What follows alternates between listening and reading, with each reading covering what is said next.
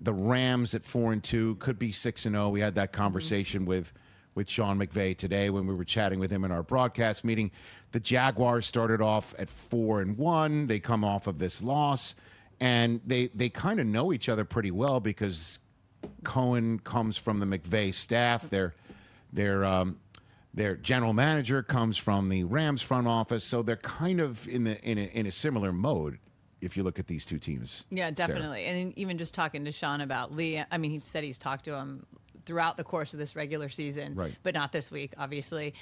One of the things I think that's interesting about Liam, and I was talking to one of his guys about it, Foye Oluokun said, like, he's got an edge to him, and he's like, he's got something to prove, which is, he's coming in, this is his first job as a head coach, and so I thought it was interesting that he's coming in, he basically said, like, with a chip on his shoulder, and wanting to prove stuff, and feels like this isn't, he told me they get the sense from him, like, he doesn't feel like, well, I'm working my way through some of these, like, first-year head coaching things, that he comes in with this mentality of, like, no, we should win now. But I think the Jags are really interesting because while there's pieces there, their offense has been weird in terms of getting in a rhythm. This is potentially a bounce back for them, probably a heavy dose of ETN. But I don't think that they have hit their stride. But again, this is all a new system. I saw the Bucs deal with this with Liam a year ago. Right. And so I definitely don't think Jacksonville has hit its stride in terms of feeling like Trevor's in rhythm. He got sacked a ton. We saw a lot of sacks last week, but Trevor got sacked a ton a week ago. And so I think this is an offense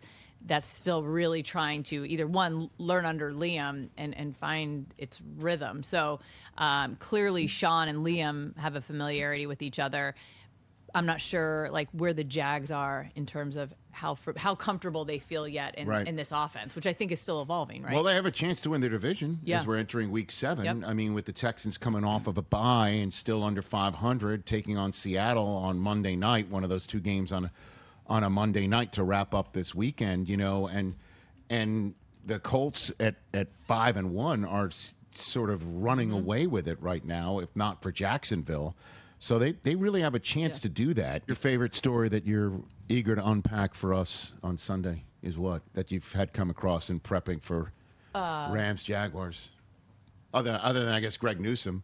I like the Greg Newsome one. That's a pretty good one. I mean, somebody who played here for another team 2 weeks ago and then gets traded and comes back. It's tough to beat that one. But anything else that's across your notebook? I like that one the most. I still got to. I'm not done, Rich, with my. Your preps have not been. Yeah, my digging journalistically on this game yet. I mean, I think the way that the Rams are doing this week is so intriguing. And we talked about that, just being on a baseball field, and you know what it is in the monotony. I was aware of how. I love the picture of Stafford throwing off the mound. Yeah. Well, we talked about it with him today. Bite. Yeah, that was great. He talked about it. He said his curveballs got bite. He was throwing curves off the mound. Did you guys know he went to high school with Clayton Kershaw? I did not know that. Yeah. That's odd. Breaking news. Interesting. Yeah. I'm sorry. He was great about that, by the way. He was great about that, too.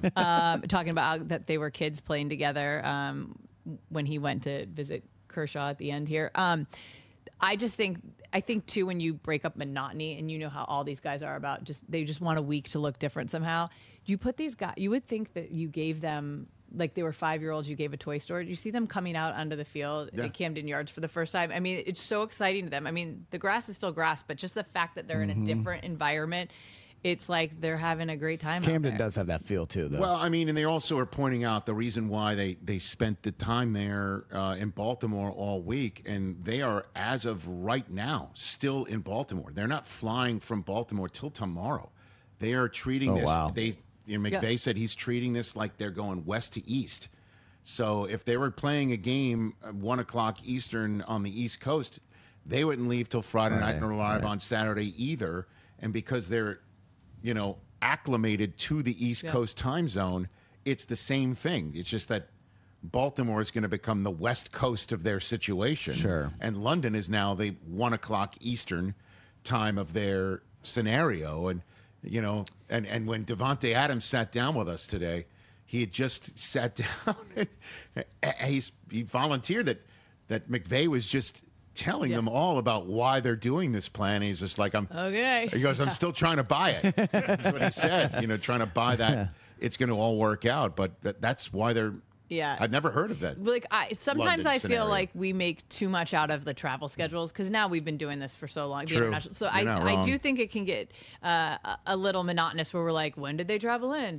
Like because they're all doing it. But this is unusual. Like I've never heard of someone Correct. traveling the day before a game. They are arriving Saturday morning, the day before a game, flying overnight. That's different than just doing the usual schedule thing. I think it's really intriguing how they're doing it. And then Matthew Stafford, when I asked him about that, saying, I've never been in the second quarter before thinking, I should have gotten a couple more hours sleep. That's what he Like, I said. mean, Well, so I that's think at the end a of the good day, point. adrenaline Kicks in. It'll do some Now, things for you. How many times have we done these games when it's just like, I don't believe they traveled like that? That's going to be a big problem. Oh, yeah, and and then we're they wrong. boat race the team that's Yep. been here for a week. Right. We Like, were we've on seen that in Munich, I remember a couple times. over and over It again. makes me doubt, like I get a vibe, before the game, but it makes me doubt it because I've seen it. I've been at a practice overseas where you see a team that looks like, just the so Bucks juiced with looked like energy. that in Munich, Correct. and then when we saw Pete Carroll bounce off the buses with Seattle, They're playing music out Yeah. there. They're dancing midfield. We're like, the Bucks are in trouble. They don't have this we kind of energy. thought the It didn't same matter. exact thing Yeah. because they were going bowling for Drew Lock's Oh, yeah, birthday. that's Remember right. that? Like having a great time. That's what they were having a great time, and the Bucks looked like they were just 100% not happy to be there or around each other, and then they had their Didn't best matter. game of the year. Yep. So I know. So I don't. It's that exact scenario that makes me never like trust that. But I believe Stafford's right. You can feel. I mean, even doing games, like you can Right. feel like dragging, but adrenaline and doing the job and being in the moment. And again, he's like, I've never been in the second quarter thinking about what sleep I didn't get. Hey, you made it all the way to the end. Thanks for that. Check us out every single day streaming live on Disney Plus and the ESPN app 12 to 3 Eastern.